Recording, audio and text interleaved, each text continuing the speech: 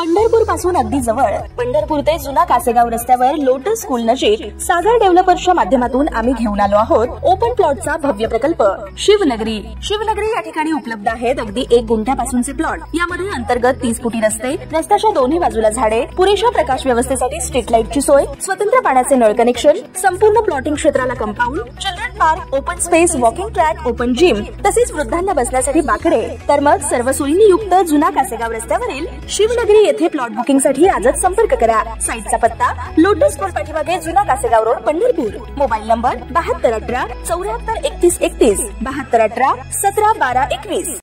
ताज्या घडामोडी पाहण्यासाठी आमच्या YouTube चॅनलवरील PVR म्हणजेच पंढरी वार्ता या न्यूजला सबस्क्राइब करा आणि शेजारील बेल आयकॉनवर क्लिक करा। देशातील 10 केंद्रीय कामगार संघटनांनी भारत बंदची हाक दिलेली आहे। उद्या भारत बंदची घोषणा करण्यात आली आहे। कामगार आणि शेतकरी संघटना भारत बंदमध्ये सहभागी होणार आहेत। केंद्र सरकारची मजूर कामगार विरोधी धोरणं, शेतकऱ्यांच्या विरोधातील आणि कॉर्पोरेटची तळी उचलणारी धोरणं या विरोधात 9 जुलैला भारत बंदची हाक देण्यात आली आहे। सरकारकडून आर्थिक आणि कामगार कायद्यांमध्ये सुधारणा करण्याच्या प्रयत्नात आहे।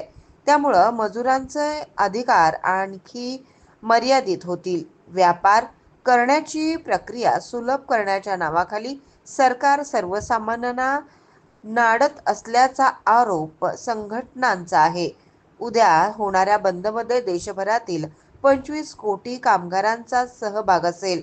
बँकिंग, खाणकाम, पोस्टल सर्व्हिस, बांधकाम यासह विविध क्षेत्रातील कामगार बंदमध्ये सहभागी होणार आहेत।